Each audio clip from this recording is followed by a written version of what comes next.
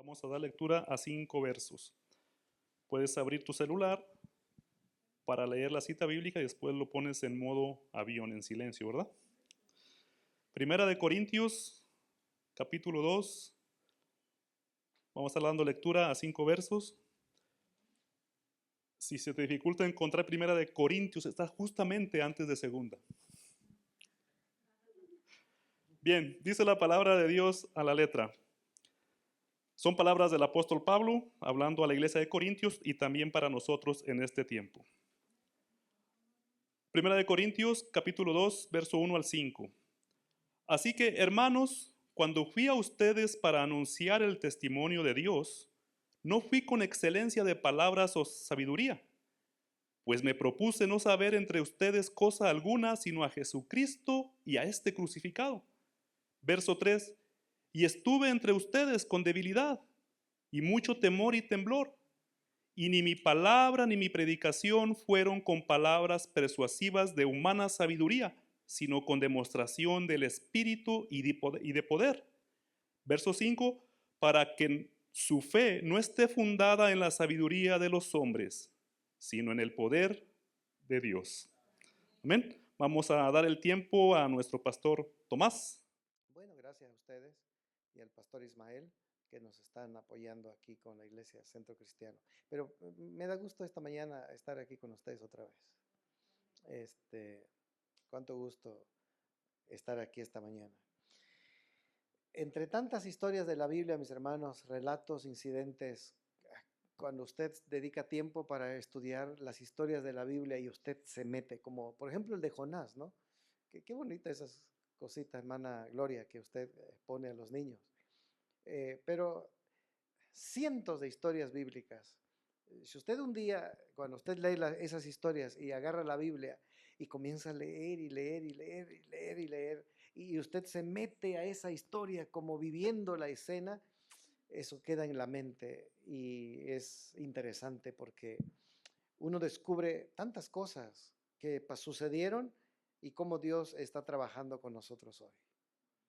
Y así sucede con las historias de Jesús. Las historias de Jesús son más recientes que la de Jonás. La de Jonás ocurrió por lo menos 800 años antes de Cristo. La historia de Jesús ocurrió hace 2000 años apenas. Y es más reciente. Pero la historia de Jesús tiene algo más, aún todavía más interesante, porque Jesús, ustedes saben, es el Dios encarnado. Vino, se encarnó y vivió entre los hombres, y la enseñanza de Jesús era una enseñanza diferente a la que en las iglesias se predicaba o en las calles se escuchaba. La forma de hablar de Jesús no era tradicional, porque habían muchos maestros, rabís, en los días de Jesús que enseñaban. Pero Jesús rompió con la tradición. Jesús vino y hizo cosas diferentes. Una de esas, por ejemplo, Jesús se reunía con las personas malas, pecadoras. Hasta las prostitutas llegaban ahí a platicar con Jesús. Y los borrachos y los publicanos y los fariseos se espantaban. Porque los publicanos y los leprosos, y entonces los evangelios dicen porque les gustaba ir a escuchar a Jesús, porque hablaba no como los fariseos, sino que hablaba con autoridad. La costumbre de aquellos días era que las mujeres y los niños no podían acercarse donde estaba el maestro, el rabí. Pero cuando Jesús enseñaba y comenzaba a hablar, las mujeres ahí estaban y los niños. Ustedes se acuerdan que una vez un montón de niños iban corriendo y los discípulos comenzaron a correrlos. ¡Ey, no molesten al maestro, al rabí! Porque era la tradición. Los niños no tienen por qué estar ahí junto a la enseñanza de los adultos. Entonces Jesús dijo, dejen a los niños venir a mí. Una nueva era comenzó, una nueva enseñanza, una nueva forma de entender a Dios, una manera diferente de entender lo que Dios siempre ha querido que su pueblo entienda, no lo entendieron, ahora vino Jesús para hacerlo entender. Y me gusta un incidente que pasó Jesús y su enseñanza. Vayan conmigo a Juan capítulo 6, por favor. Abran su Biblia, abran su Biblia. Y quiero que ustedes subrayen y me gustaría que ustedes presten atención a la lectura, porque es necesario comprender la enseñanza de Jesús. Dice el versículo 1, después de esto, o sea, de lo que ocurrió en el capítulo 5, Jesús fue al otro lado del mar de Galilea, el de Tiberias. Y luego dice, y le seguía gran multitud porque veían las señales que hacía con los enfermos. ¿Ok? ¿Cuánta gente le seguía? Es que Jesús siempre venía, pero quiero que entiendan muchas razones el por qué había tanta multitud. Entonces, subió Jesús a un monte y se sentó allí con sus discípulos.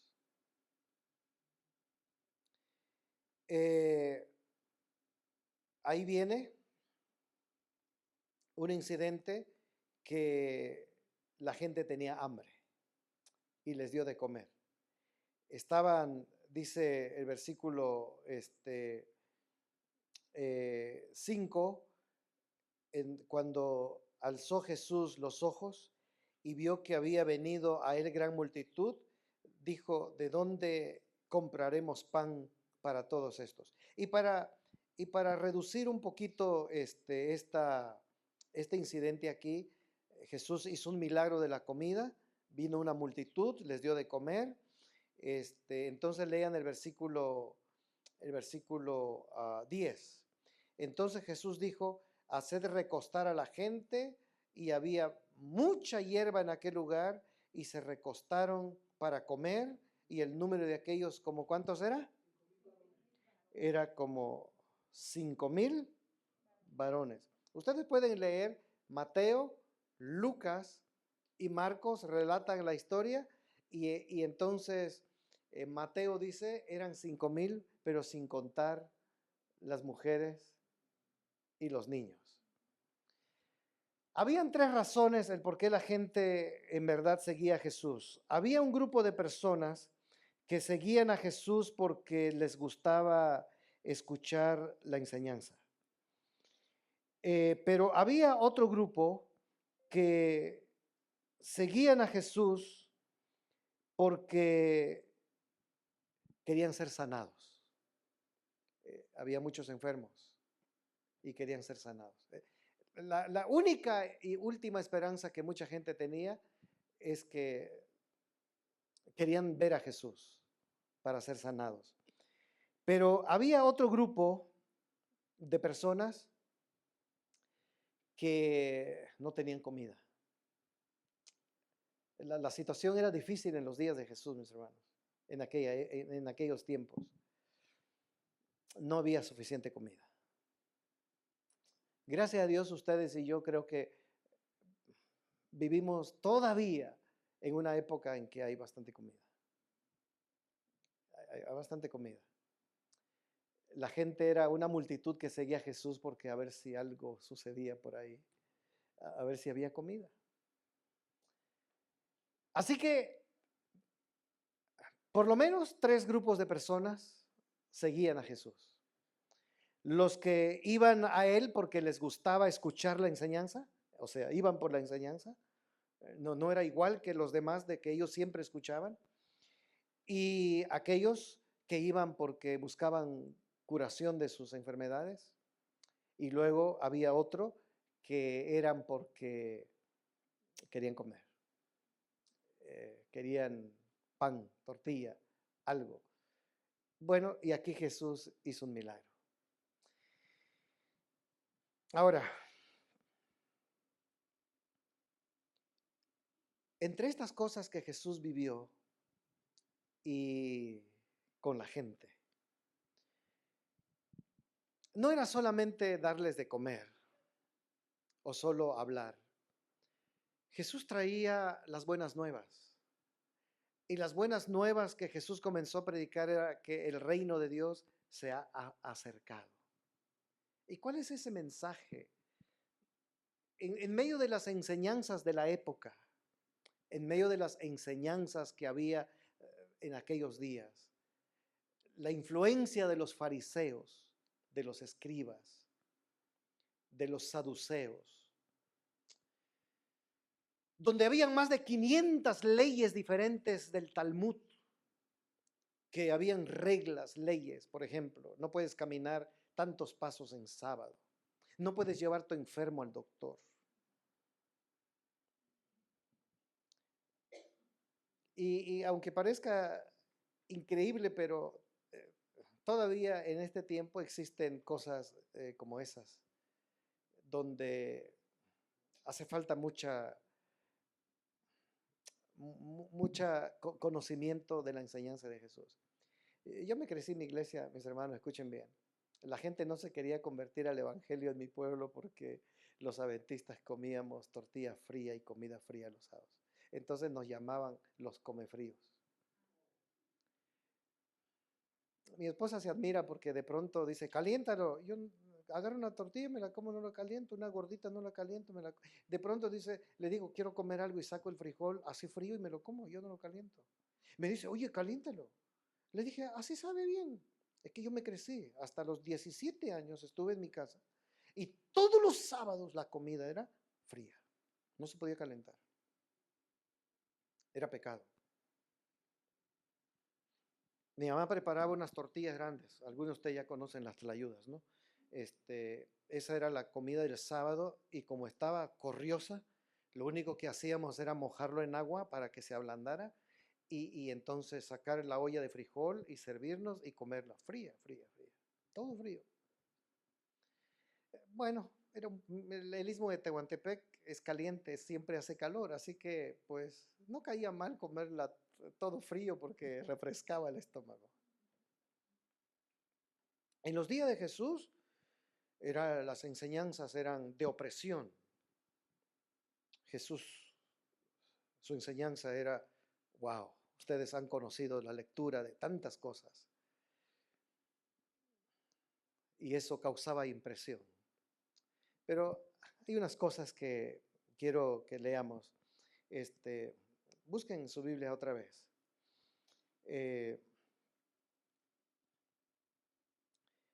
Vamos a buscar otra vez en el libro de San Juan. Y aquí les digo el capítulo.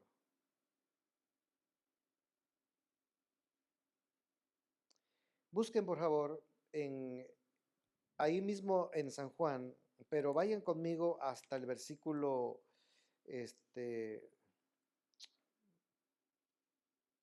a ver, vamos al versículo 41, porque esto es larguísimo, pero quiero a ver si leemos un poquito aquí. Ahí en el capítulo 6 de Juan. Ajá.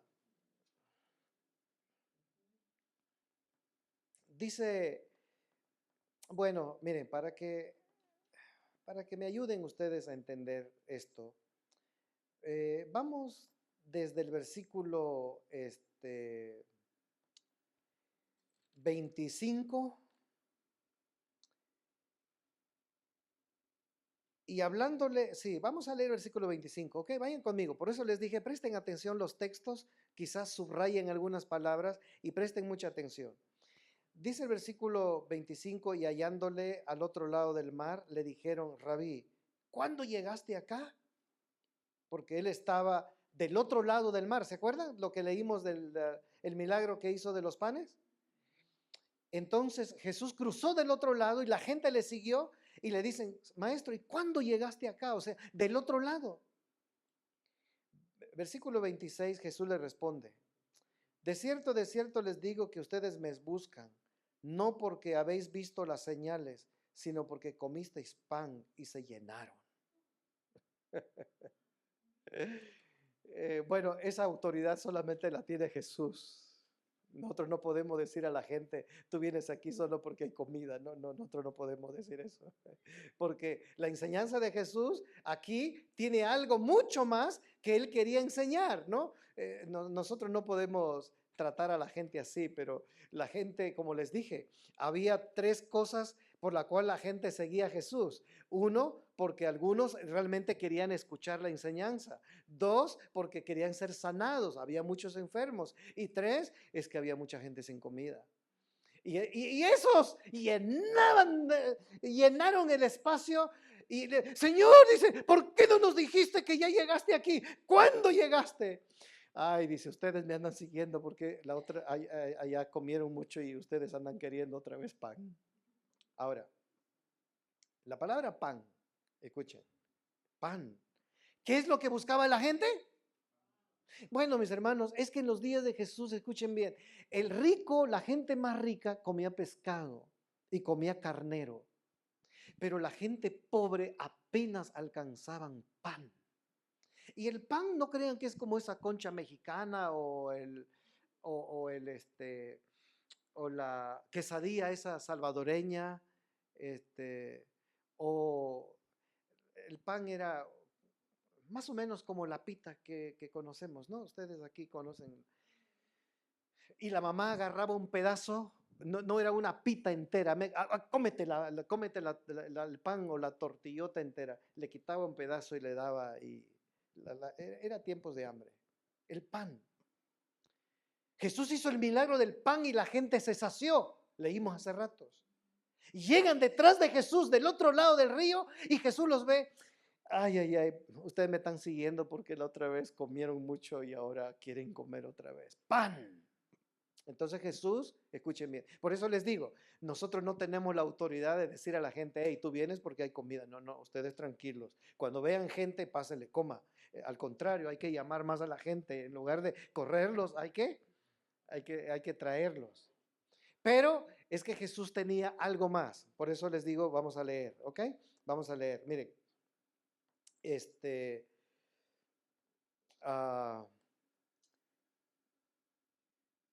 versículo 27, Jesús les dice, trabajen no por la comida que perece, sino por la comida que a vida eterna permanece, la cual el Hijo del Hombre les da, porque a este Dios le dio el poder. ¿A quién es este? Jesús. ¿Y qué les da Jesús? Comida de vida eterna. Eso Jesús está diciendo. Entonces le dijeron, ¿qué debemos hacer para poner en práctica las obras de Dios? Eso siempre está en la mente. ¿Y qué voy a hacer pues para tener vida eterna? ¿Qué cosas voy a hacer? Bueno, un adventista fariseo le va a decir, pues a fuerza debes guardar bien el sábado. A fuerza debes diezmar. Ahora, dice el versículo 29, Jesús le respondió y les dijo, esta es la obra de Dios. ¿Cuál es la obra de Dios que deben hacer? Que crean en el a quien ha enviado. ¿Y quién es? Jesús. Pero la gente quiere pan. Ahora Jesús les dijo, trabajen, o sea, no busquen el pan que perece, busquen la comida que permanece para vida eterna. La gente le pregunta, ¿y qué debemos hacer para tener esa vida eterna? Y entonces Jesús le dice, bueno, lo que deben hacer es que crean en el que Él ha enviado. Ahí está el diálogo. Le dijeron entonces a Jesús, ¿qué señal haces tú para que veamos y creamos en ti? ¿Qué haces? ¿Qué cosas buenas haces? Nuestros padres comieron el maná en el desierto como está escrito, pan del cielo les dio de comer. Ahora, escuchen bien. Jesús les dijo, Ay, señores, yo les digo, Moisés no les dio el pan. Fue mi Padre el que les dio el pan del cielo. No fue Moisés. Porque el pan de Dios es aquel que descendió del cielo y da vida al mundo. Le dijeron, Señor, pues danos de ese pan. Entonces Jesús le dijo, yo soy el pan de vida. El que a mí viene nunca tendrá hambre y el que en mí cree nunca tendrá sed. Mas os he dicho que aunque me habéis visto, o sea, aquí estoy y no creen. Todo lo que el Padre me da, vendrá a mí. Y el que a mí viene, yo no lo echo fuera.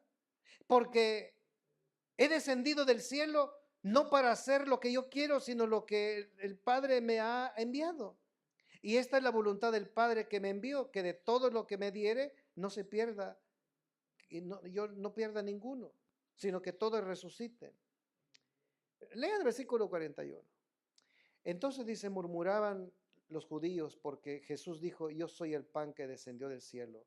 Y decían, ¿no es este el hijo de José, Jesús el carpintero, este que estaba allá? ¿Cómo es que? Y nosotros conocemos a su padre y a su madre. ¿Y cómo es que nos dice que del cielo descendió? Entonces Jesús les dijo, ay, no murmuren así, hombre. Ninguno puede venir a mí si el Padre que me envió no lo trae. Y yo lo voy a resucitar en el día postrero. Ahora, este diálogo es bastante profundo.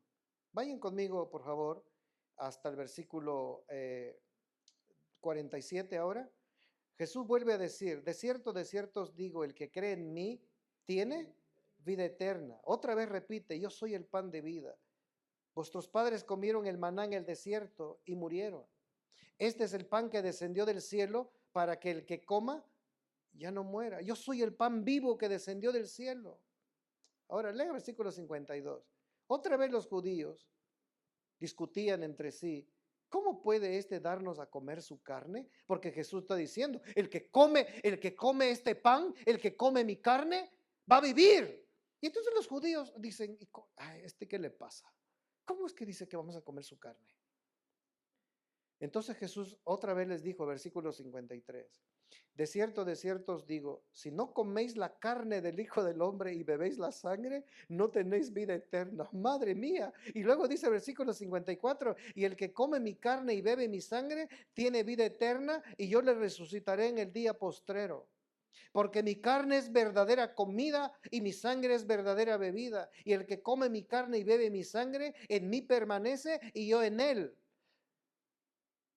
Versículo 58 otra vez, este es el pan que descendió del cielo, no como vuestros padres comieron el maná en el desierto y murieron. El que come de este pan vivirá para siempre. Y me gusta, digo, no es que esté muy buena aquí la cosa, ¿no? Pero es interesante el versículo 66, escuchen. Desde entonces muchos de sus discípulos volvieron atrás y luego, ¿qué dice? Ya no andaban con él. Y entonces Jesús miró a los 12 y les dijo, ¿también ustedes se quieren ir?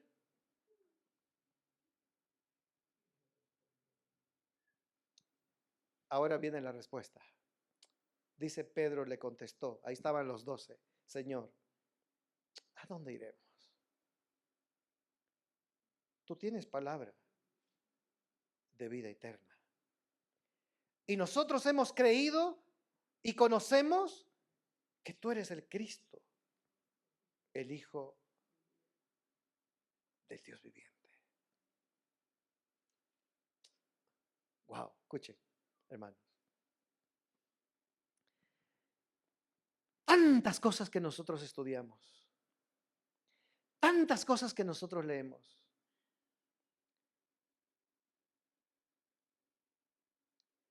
Y a veces llegamos a creer que lo que estamos haciendo es el que nos está cambiando. A veces creemos que lo que estamos haciendo Es el que nos está elevando al reino. A veces creemos que todavía nos falta cosas por hacer para ser perfectos. La doctrina del mundo, haz esto, haz esto, haz esto. La doctrina de Jesús, simplemente, come de este pan. Yo soy el pan de vida.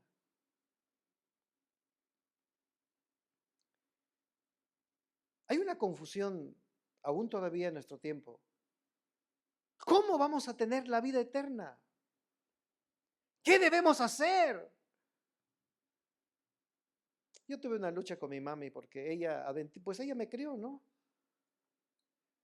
Y tuve más oportunidad de platicar con ella con mi papá porque mi papá murió y yo no tuve tiempo de hablar mucho con ella, pero cuando mi mami se puso malita, yo me acerqué y hablé con ella. Y entonces muchas veces que mami, ¿tú por qué aún todavía sigues dando estudios bíblicos? Ella tenía casi los 90 y en la tarde agarraba su Biblia y se iba y dice, hijo, es que yo debo hacerlo. Dije, pero ¿por qué? Explícame, ¿por qué debes hacerlo? Es que, hijo, Dios, yo debo. Dije, mamá, no debes, hazlo porque quieres, porque estás ahora queriendo compartir el amor de Jesús, pero no sientas que con lo que estás haciendo estás quedando bien con Dios.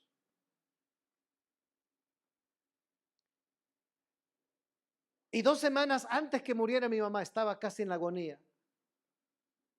Estaba yo predicando en Sioux Falls en una campaña de evangelística, me escribe mi hermana, mamá está agonizando. No, por favor, dejé de predicar, me fui a un cuarto, agarré el teléfono, la conecté a ella, dije, pásemela. Y le dije, mamá, ¿me escuchas? Me dice, hijo. Y ella me reconoció. Y la última pregunta que le hice, mamá, ¿crees en Jesús? Hijo, dice, no tengo en más quien creer, solo Jesús. Oh, agarré el teléfono y dije, mamá, luego hablamos entonces. Lo que hace el enemigo es confundirnos en las cosas que nos rodean para que podamos creer y practicarlo todo menos en Jesús.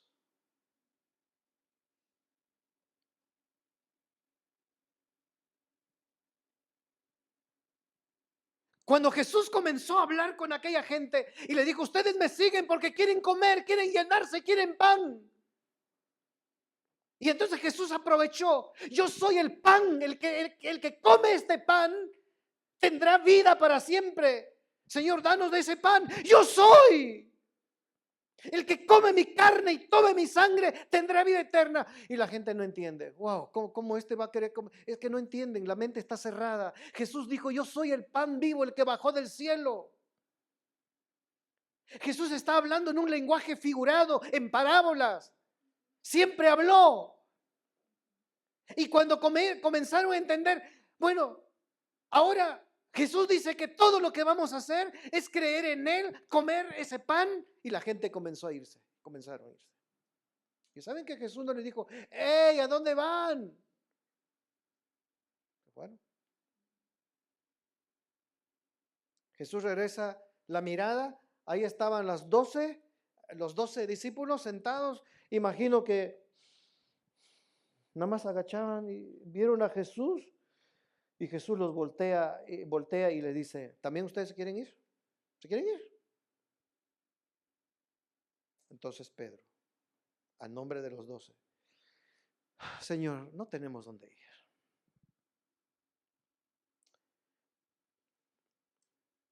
Tú tienes la palabra de vida eterna. Tú eres el Mesías, tú eres el Cristo, tú eres el pan. Y se quedaron con Jesús. Esta mañana lo que yo les quiero decir, mis hermanos, escuchen bien, escuchen bien. Si usted quiere salvarse, usted debe estar seguro que usted cree en Jesús. Usted debe estar segura que usted vive para Jesús, que usted cree en Él, que lo acepta, no las formas de cómo nos los presentan, sino la forma de cómo la palabra dice que Él es el pan de vida. Coma Jesús, beba Jesús. Significa que usted de mañana y noche va a conectar su mente con Jesús. Es bueno venir a la iglesia y guardar el sábado, claro, pero guardar el sábado no nos da la vida eterna. Es una práctica de la enseñanza de Jesús. ¿Me estoy explicando? Cuando nosotros creemos en Jesús, practicamos su doctrina. No primero practicamos su doctrina y luego creemos en Jesús. No, primero tenemos a Jesús y luego practicamos su doctrina. Hay gente que primero practica la doctrina y se la pasa peleando con la doctrina. Porque no tiene a Jesús. El que tiene a Jesús no mide lo que está logrando hacer. No mide el crecimiento que está realizando. Porque Jesús es todo en su vida. Nosotros damos nuestros diezmos y nuestras ofrendas, mis hermanos, no para quedar bien con nadie ni con Dios. Hay algunos que parece aquellos fariseos en el templo que la viuda miraba cómo echaban bastante, ¿no? Nosotros ofrendamos y diezmamos no para que la gente vea. Una vez un hermano en una iglesia me dice, pastor, el año pasado, dice, yo diezmé bastante, pastor. Dije, ¿por qué me lo dice? No, dice, nada más quería ver si usted se daba cuenta cómo soy yo. Así me dijo. Le dije, hermano, usted además no se debe, ni siquiera debe acordarse. Porque lo que nosotros estamos haciendo, no lo estamos haciendo como las obras que nos va a hacer pescar el reino de Dios. Lo que nosotros hacemos es el fruto, es el resultado de que tenemos a Jesús. A mí de niño me enseñaron todas esas cosas y una de esas, no vas a fumar y no vas a tomar y no vas a comer puerco y cosas como esas. Y entonces cuando en la escuela me preguntaban, oye, ¿tú por qué no fumas y no por qué tomas? No, porque yo voy a la iglesia y mi papi me pega. Llegó el momento que yo tuve que entender que no lo hago porque me lo prohíben, sino porque tengo a Jesús.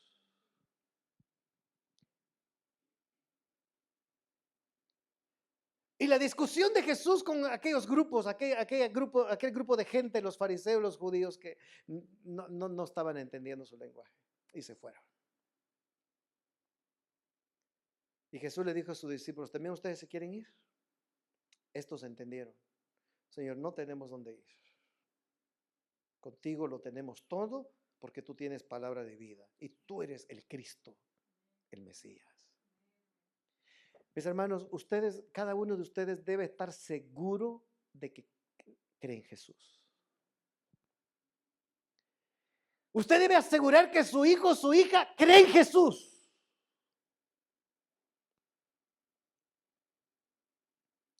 Cuando voy con un enfermo para ungir, ya lo que pasó con su vida ya pasó. Yo no voy, hermano, arrepiéntase de su pecado. ¿Para qué hacerle sentir mal de la conciencia y la culpa? La primera pregunta que yo le hago a los enfermos que voy a ungir, ¿cree en Jesús? Si me dice, sí creo, amén. Guárdelo allí en su corazón. Pero ¿qué cosa debemos asegurarnos con las personas? Jesús. Hay un versículo que me gusta que este mismo Juan escribió, pero en una de sus cartas. Busquen en San Juan, por favor. Perdón, primera de Juan, no es San Juan, es primera de Juan. Capítulo 5 y versículo 12. Primera de Juan 5, 12.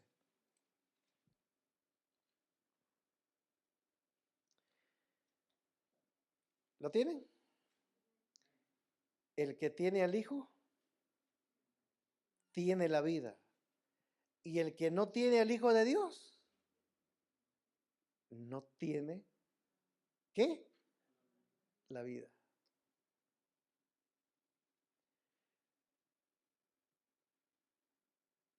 ¿Qué cosa es lo que debemos tener? Jesús. Mis hermanos, escuchen bien. La fe nuestra debe depender de la medida en que nosotros creemos y nos entregamos a Jesús todos los días.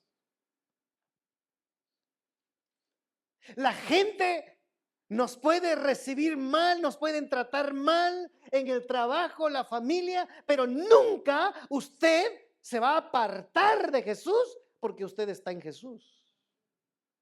Los religiosos dejan todo. Los que siguen a Jesús no se van, están con Jesús. Por eso el principio de la fe es asegurarnos que nosotros en realidad creemos en Jesús. Y cuando nosotros creemos en Jesús, nuestra vida comienza a cambiar porque comenzamos a practicar las enseñanzas de Jesús. Guardamos el sábado porque creemos en las enseñanzas de Jesús. Venimos a la iglesia porque creemos en la enseñanza de Jesús. Leemos la Biblia porque creemos que es la palabra de Jesús. Damos nuestras ofrendas y nuestros diezmos porque creemos que es la enseñanza de Jesús. Salimos a buscar gente, amigos y todo, porque creemos que es la orden de Jesús. El que no tiene a Jesús reniega de lo que hace. El que no tiene a Jesús se cansa de lo que hace. ¿Cuántos hermanos de pronto dicen, pastor, ya no quiero este año ningún cargo, ya me cansé? Bueno, ya se cansó, porque lo que estaba haciendo lo estaba haciendo obligado. Estaba yo en un pueblito en México hace unos años atrás. Y de pronto se me acercan dos ancianos de edad, ya viejitos, o sea, señores. Y me dicen, muchacho, o sea, ya tiene muchos años que me dijo eso, ¿no? Ese muchacho, ¿tú quieres recibir unas literaturas? Y le dije, ¿de qué literatura me tiene? Me va a dar. Me dice, es esto que te habla de Jehová. Y me llamó la atención porque los dos abuelitos tenían alrededor de 80 años, ya grandes, con bastón. Y entonces le dije, abuelitos, ¿quién los mandó a la calle? Oh, dice, pues allá en el templo dice, tenemos que completar 60 horas al mes. Le dije, ¿por qué tiene que completar? Dice, porque tengo que completar mis horas. Y si usted ya lo completara ahorita y 60, dice, pues ya me voy a mi casa. Entonces le dije, miren, a los abuelitos, le dije, miren, ustedes no tienen por qué sacrificar su vida para completar horas y quedar bien, ni con la iglesia, ni con sus líderes, ni con Dios. Jesús no acepta sacrificios humanos.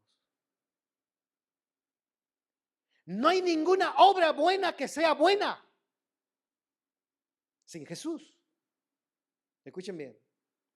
Nosotros hacemos cosas buenas porque Jesús en nosotros produce lo bueno. Pero las cosas buenas que hacemos no nos hace buenos. Voy a repetir otra vez. Hacemos cosas buenas porque tenemos Jesús que produce en nosotros cosas buenas. Pero las cosas buenas que hacemos no nos hace buenos. Porque cuando nosotros queremos hacer las cosas buenas por nosotros mismos, mis hermanos, aún las buenas cosas que hacemos, las hacemos con intenciones malas. Hay un versículo interesante. Jeremías, busquen ese texto, por favor. Busquen este texto. Jeremías capítulo 2, 22. Hasta el versículo, vamos a leer hasta el versículo 24. Digan amén si ya la encontraron. Jeremías 2, 22 al 24. Aunque te laves, a ver otra vez. Aunque te laves con lejía y amontones jabón sobre ti, la mancha de tu pecado permanecerá aún delante de mí, dice Jehová. ¿Cómo puede decir no soy inmunda? Nunca anduve tras los Baales. Mira tu proceder en el valle, conoce lo que has hecho. Dromedaria ligera que tuerce su camino, asna montés acostumbrada al desierto, que en su ardor olfatea el viento, de su lujuria, ¿quién la detendrá? Todos los que la buscaren no se fatigarán, porque en el tiempo de su celo la hallarán. ¿Cuál es la condición humana? Nadie, nada nos limpia de la maldad que somos o que tenemos. Aún haciendo centenares de cosas buenas. Por eso hay personas que dicen, yo para qué me bautizo si yo soy bueno, no le he hecho mal a nadie. Hay gente que se resiste a bautizarse. Dices, yo soy bueno, yo reparto dinero, yo hago, ok. Pero dice el profeta, hagas lo que hagas, tu pecado está marcado en ti. Entonces, ¿cuál es el que nosotros realmente nos da la vida eterna y nos da libertad? Bueno, leímos, el que tiene el Hijo, tiene la vida. Y el que no tiene el Hijo, no tiene la vida. Entonces, ¿qué debemos hacer todos los días, mis hermanos? Conectarse con Jesús. Y cuando usted falla, porque todos estamos en riesgo de fallar, levántese y diga, Jesús, dame la mano que me resbalé. Y Jesús te extiende la mano y te dice, levántate, hijo. Porque usted está conectado con Jesús. Y cuanto más nos conectamos con Él, más fuerte nos hacemos. Nos pueden tumbar y hacer lo que sea. Y como los mártires del pasado, vengan los leones, renuncien a Jesús. Primero muerto que negar a mi maestro. En nuestro tiempo, no me mires porque me voy.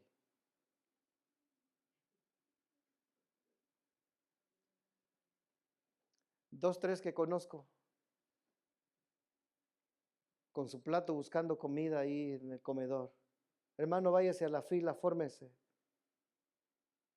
Bota el plato y se va.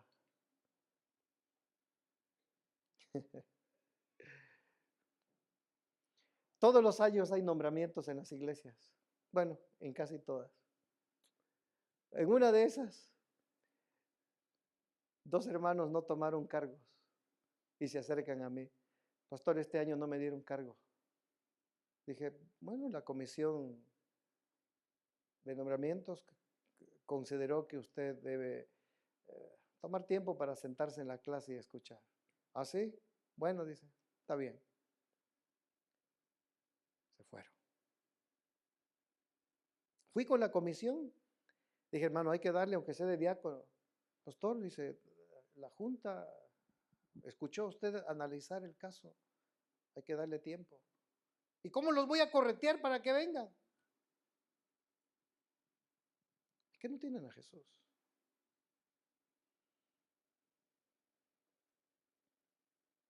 Esta mañana lo que yo quiero asegurar, mis hermanos, en ustedes, es que todos los días ustedes se conecten con Jesús.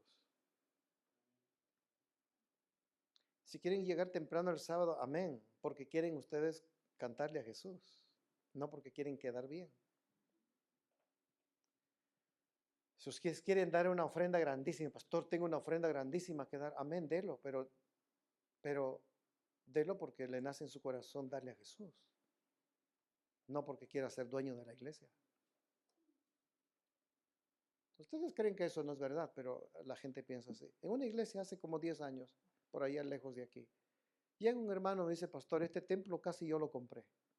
Me dijo, dice, yo he dado ofrenda más que todo, dice. Entonces, hoy adelante, dice, quiero que usted haga lo que yo le voy a decir, porque yo casi soy dueño aquí. Así me dijo, así me dijo.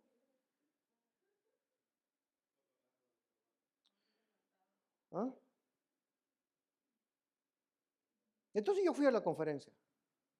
Hablé con el presidente, le dije al presidente de la conferencia, si un hermano da tanto, ¿ese es dueño? No, pastor, dice, no dueño. ¿Qué hago con este? Dile a su casa que si él está reclamando porque que venga aquí y que pelee legalmente. Pero en la iglesia nadie manda por lo que cree que está haciendo. Es que hay gente que piensa que con lo que hace o con lo que da está ganando el cielo y que es dueño de todo. ¿Y qué pasa con la viuda que no da nada? ¿Y qué pasa con el huérfano que no trae nada? ¿Y qué pasa con la hermanita, el hermanito que no le alcanza y nunca trae comida? Hermanita, usted nunca trae comida, no debe quedarse a comer, váyase. ¿Podemos hacer eso? No, pero algunos lugares lo hacen. Es que no tenemos la gracia de Cristo. El que no tiene a Jesús, todo es religión. El que tiene a Jesús, todo es gracia y misericordia.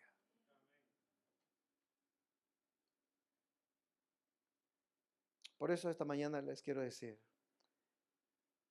asegúrese que usted tiene a Jesús. Nuestra respuesta debe ser como Pedro y los apóstoles. Señor, no tengo más, no tenemos dónde ir, porque tú tienes palabra de vida. Tú eres el Cristo, el Mesías. Quiero usted esta mañana decirle, Señor, no tengo más que hacer ni dónde ir. Creo en ti. Y entonces usted tiene la vida eterna. Quiero hacer una oración. Que Dios bendiga a cada uno esta mañana y que cada uno esté seguro de que en realidad cree en Jesús. Pregúntele a su hijo, a su hija, hijo, ¿crees en Jesús? Asegure que diga, sí, sí creo. ¿Y por qué crees en Jesús? Porque me regaló mi carro, porque ya me dio una casa. ¿Y si no te dan nada? ¿Y si no sanas de tu enfermedad? ¿Y si no tienes el trabajo que quieras? ¿Te vas a ir?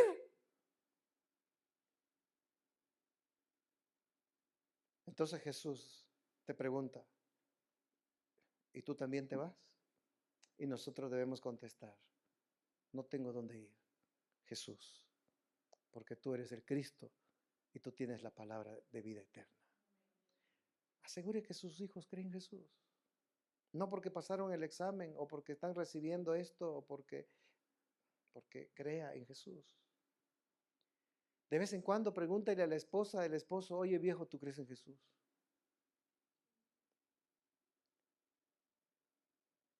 Esposa mía, ¿tú crees en Jesús? Si tienes su papá y su mamá, de vez en cuando, mami, ¿tú crees en Jesús?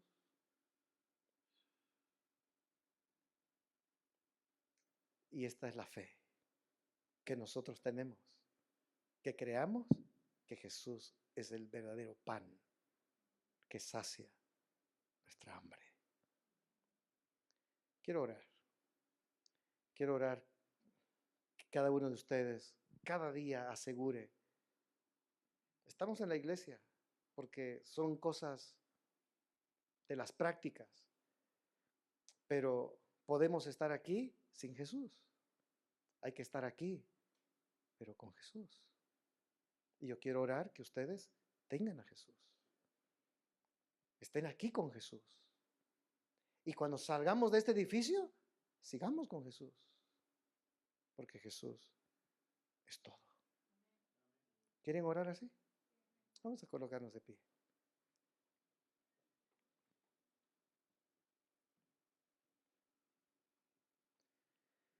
Querido Padre,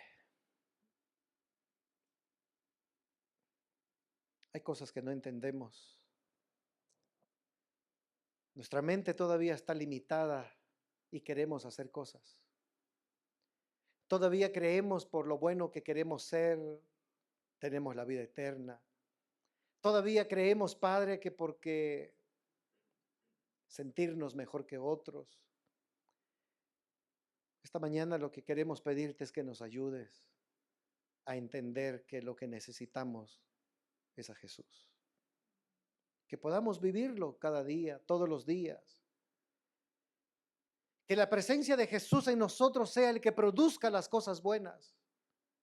Cuando la gente nos vea, no vea por lo bueno que hacemos, sino porque en quién creemos, en Jesús. Que cada uno de mis hermanos esta mañana, Padre, coma de este pan verdadero que bajó del cielo, Cristo Jesús. Que las cosas que nos mueven a hacer o dar, que sean por Jesús. Y que nosotros siempre hagamos todo para glorificar tu nombre. Y no por quedar bien o porque creer que estamos haciendo cosas buenas, sino, Padre, Jesús produzca en nosotros todo lo bueno. Bendice esta iglesia, bendice a sus líderes, bendice al pastor Ismael también. Bendícenos a todos y que cada día nosotros dependamos de Jesús. Queremos tener la vida, queremos tener vida eterna. Gracias, Padre. Gracias por darnos la oportunidad de estar juntos otra vez. Esta mañana nos ponemos en tus manos, en el nombre de Jesús. Amén.